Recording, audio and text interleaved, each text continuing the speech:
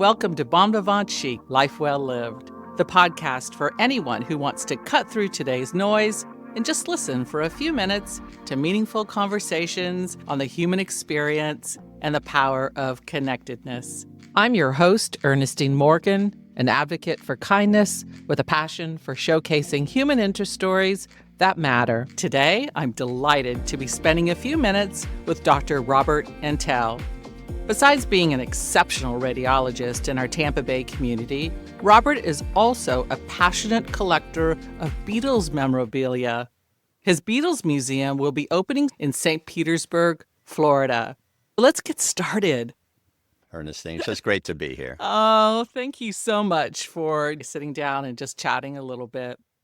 Can you share a little bit about where you grew up and what life was like? I grew up in charming Dunedin, Florida. I was 5 years old when we moved here from New York. My father was trained as a physician, a radiologist in New York, and came down, and my mother and him wanted to make a life for themselves, and they found Dunedin just very charming, and that's where I grew up. It was actually wonderful growing up here. It was not a busy area. It was a little bit on the slow side, but I have many good childhood memories. What are some of your fondest memories? Some of the things we did were basic things as kids. I loved to fish. I was in the Boy Scout. I remember getting the Eagle Scout. We loved the water sports. We lived on the water, which was wonderful. I enjoyed the Boy Scouts very much, and I liked the camping trips. We would camp out on Honeymoon Island and some of the other smaller islands on the intercoastal. I can't say it was that unique and unusual of an upbringing, but I did enjoy it as a child. You have a brother, right? And a sister? Yes, I have a wonderful brother and sister. My sister runs the Entel galleries that my mother started. They're art galleries in Safety Harbor. And she's been running them for many, many years. They started in 1980, and they do a lot of things in the Tampa Bay area and have been pretty much a premier gallery for many, many years. And my sister's also very involved with a lot of community activities, a lot of boards. Susan Benjamin's her name, and I'm lucky to have her as a sister. My brother left after high school. He went to schools in New England and New York and stayed up there. He's an addiction medicine specialist, a physician who specializes in that, which is something I'm not sure I could get involved in. That's pretty tough stuff. Interesting. And he's a well-known artist as well. Is he? So art really is part of your DNA. Your mom actually started the art harvest with the Junior League, didn't she, at the Dunedin Fine Arts Center? Yeah, she actually started the Dunedin Fine Arts Center, which is the largest visual arts center in the Southeast. It started in the same spot off of Michigan Avenue in Dunedin. It grew organically to what it is today, and I'm proud to be part of that. My family was always a patron of the arts, even though I'm not artistic myself, which is probably why I collect Beatles stuff instead. I have been involved in the arts through the family and very proud of it. It's added a lot to this area. What was your very first job and how did it shape you? That's a good question because my first job was a radiologist back in 1990. When I finished my training in Chicago, my dad hired me. I joined his group, and that's the first and only job I've ever had as a doctor. Wow. It's been 35 years as of this month, and I'm just proud to come back to my community and help serve my community as a physician. Tell us about that. Yes, when I was away for 15 years and came back, I just wanted to come back and be a good radiologist, make daddy proud type of thing. But there was much more to it than that. Coming back to the community, I was able to take care of a lot of my childhood friends, baseball coaches, scout leaders, teachers who were my patients. It was very difficult for me coming back when all these people were exemplary figures, mentors, and good friends growing up, and then seeing them when they're not healthy anymore, and I'm their doctor and they're my patient, and that did have an effect on me. Have there been any pivotal moments or decisions that changed the course of your life? I would say the most pivotal decision was actually coming back here in 1990 to join my dad's radiology group and making my life here professionally and personally. I could have gone anywhere else. I remember my father saying, because I wanted to maybe stay in academics and do a little more. He said, "Robert, you can do that, but we have a job for you now. We're not sure we'll have one a year from now." So I said, I better get there. That decision, of course, affected everything about my life since moving back here in 1990. Tell us about this hobby of yours. When did you start collecting Beatles memorabilia? Actually, I always liked the Beatles. I was a little young. I just loved their music. I could relate to them. I just felt comfortable around them. If I was a little down, I'd think of the Beatles or play a song and it would lift me up. I always liked them, but I never really had many Beatles records. I never went to their concerts. However, when I was a medical student in 1982, I was actually doing some elective work in London, and I was on Portobello Road, and I saw somebody selling some Beatle items. And I had nothing else to do, and it was just a couple of pounds, so I picked up a record, a handkerchief, little memorabilia pieces. I brought it back to the States. I put them in my sock drawer, and when I'd open it to get my socks, I'd see it in there and I'd say, that's neat stuff. I think I'm going to collect more. So I started collecting locally, went to Oldsmar Flea Market, went to antique stores, ended up meeting some people that had collected stuff. And the collection began. Pretty soon it occupied all my drawers, on top of my dresser, and all over my bedroom. My bedroom essentially became a museum. I had it in my house for 35 years, and occasionally people would say, Robert, why don't you open a museum? I said, look, I'm a doctor. What do I know about museums? However, 8 years ago, someone asked me to open up the museum with them. We became a 501c3. We opened up in a small place, actually in Clearwater, and then shortly after that, Dunedin. We were amazed by the interest in the pieces we had on display. We didn't have that many at the time, but we've accumulated over 1,600 pieces of memorabilia now. Wow. I'm very, very proud of that. It's an eclectic collection. It's a fun collection. The museum is free. It's open 11 to 3 in Dunedin, right in downtown Dunedin, Thursday through Sunday. We get close to 10,000 visitors a year. We knew all along it was time to expand, but we never could really find our footing. We looked in Clearwater, we looked again in Dunedin, we looked in Tampa, all over the place, and other cities actually were trying to recruit us. But we settled on St. Petersburg, and we feel that St. Pete is certainly the sweet spot for our museum. And we're going to start building that out, and hopefully early 2026, the museum will open. St. Petersburg is such an amazing place. It's got so many museums, the Dali Museum, the Jahuli exhibit, the Holocaust Museum, the James Museum, and now they're going to have a Beatles museum. We'll be right in the downtown area, prominently featured on 2nd Street and 2nd Avenue North, and we're really excited. One of the reasons why I'm personally excited is because we can only show a very small amount of the memorabilia in our current museum in downtown Dunedin. The St. Pete space is much larger. You'll be able to show a great deal of memorabilia, including the Beatles' clothes they wore, instruments they played, a Ringo drum set, a pinball machine, slot machines, jukeboxes, and tons more games and toys and posters. It's going to be a feast for anybody who loves the Beatles.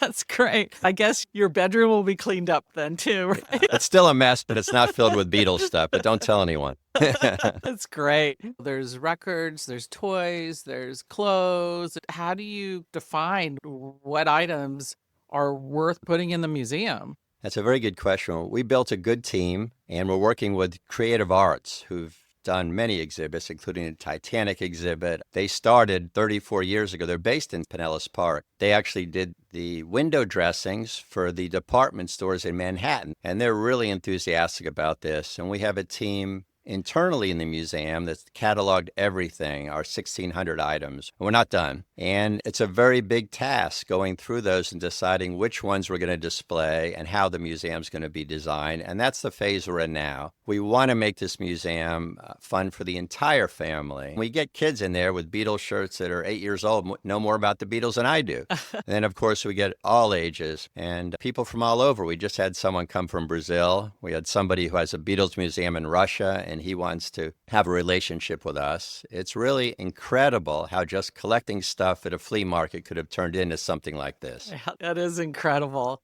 And this is an opportunity for grandparents to show the next generation and part of really pulp culture, right? And look at our history. Definitely. We just had a 3-generation group come in, the grandfather, the son and daughter, and the grandchild. They were all Beatles fans. They all loved the Beatles. The Beatles are multi-generational. They transform generations. McCartney and Lennon were basically the modern Mozarts. And their compositions, they've written hundreds of songs. And I keep listening to songs. I say, I really like that song. Who wrote it? Lennon McCartney or George Harrison. It's really incredible the legacy they have and how it keeps growing over time. It doesn't fade, it actually grows. Ringo Starr was just here, the Big Hair Sound. He was just here. And actually, I'd like to tell you something about that. Unfortunately, I couldn't go because I was doctoring at Morton Plant Hospital that night. No. I was disappointed, but I got to take care of my patients. I love my patients. That's number one, and Beatles number two. Okay.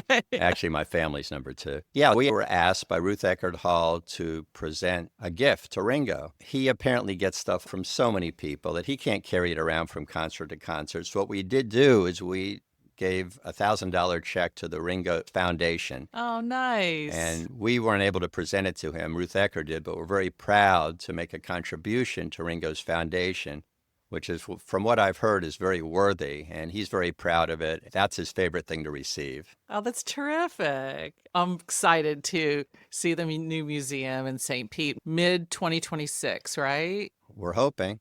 And you have opportunities for the community to support your efforts there as well, don't you? Well, we've gotten a lot of great PR from St. Pete. That is really Museum City. They are welcoming us with open arms. They're very excited. We've already been contacted by multiple publications. I just did Radio St. Pete, which is a radio show a couple of weeks ago. NPR contacted us. Tampa Bay Times has done an article.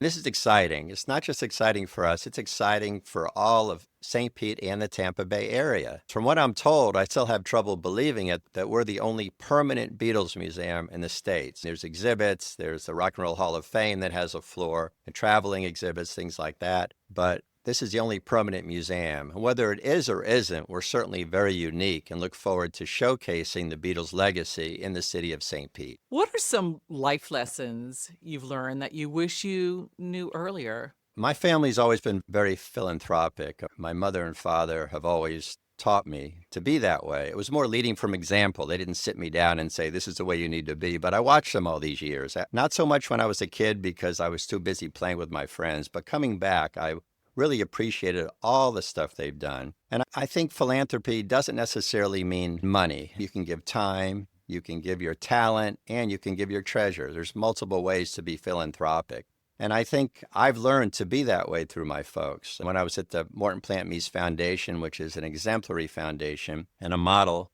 for foundations, hospital foundations all over the country, I was very proud to be on that board because I knew how much we were helping people in the community. And it was great to be around that. And the people I met were like-minded. These are people that give themselves to others. It's so easy to get confined to a cocoon and not get out. But these people got out and were an example to me of how we should lead our life. I've been trying to do that in my philanthropic pursuits, and I want to continue to do that. And when we leave here, all we really have is our reputation. And I want to make sure I was able to make lives easier for other people. What lessons about family and relationships would you pass along to a younger generation? I can tell you that my primary relationships with my family, I have a small family, and I realize there's all sorts of family dynamics that goes on. Every family's different. However, I value those friendships and family relationships, and I would like to imbue that upon other people because relationships are very important. We're social people. We've got to intermingle with folks at work, folks when we're out socializing, and family. And I've just learned that my family is very important to me, and I value that very much. And I like to hear when other people tell me wonderful things about their friendships and families because I realize how important it is. My parents, Irwin and Sid Entel, my sister Susan Benjamin, and my brother Dr. Richard Entel all mean a lot to me. What advice would you have for anyone interested in practicing medicine or still in school or just starting the journey? Everybody's different. I highly encourage anybody who would like to pursue the medical fields. It doesn't have to be a physician. There's many different avenues that you can go to get involved in a very noble cause, which is helping other people through medicine and health. Anybody who wants to be a physician, I will tell them that it is a long haul. There is a lot of dedicated years of your life you'll have to put towards that before you can hang your shingle. But I encourage it.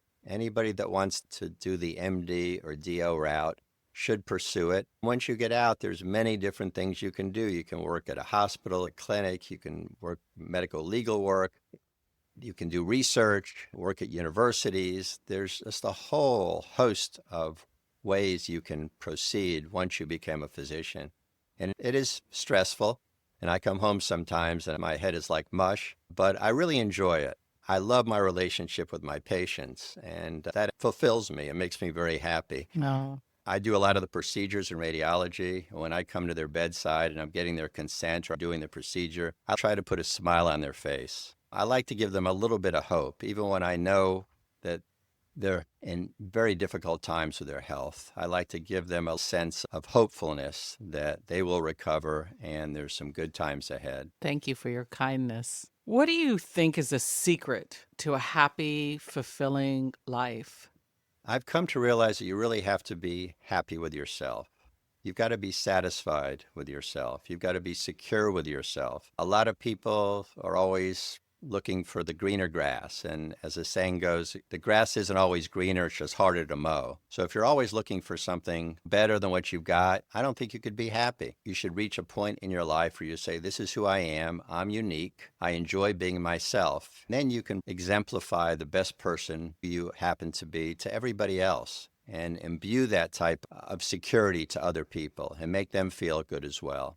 Oh, that's very well said. You are towards the end of your career. It sounds to me like this museum might be something that you'll continue on in the future. What does this look like for you in terms of your transition in your career? Well, eventually I'll retire, but right now I'm still working nearly full time and I still enjoy what I do. The patient contact's the most important to me. And I'll miss that. When I retire and I wake up one morning, it'll be a little less stressful, but I'll also miss it personally. So I'm going to continue that for a few more years. But eventually, yes, I will hopefully move towards doing more volunteer work, philanthropic enterprises, and also, of course, spending time with the museum. It's going to be fabulous, and I'm very excited about that, and we'll have more time to devote for that once I do decide to retire. That's great. You've been in this role for a long time. It is a stressful job, and I've met with you on a number of occasions, and you're reading x-rays. You're in this dark box for quite a lot of your time, and you're able to see patients as well. What inspires you and keeps you motivated today to just continue to do what you're doing? I enjoy patient care, and as soon as I remove myself from that, I think my enjoyment levels will go down. I love making myself helpful to referring physicians who refer patients for our radiological procedures.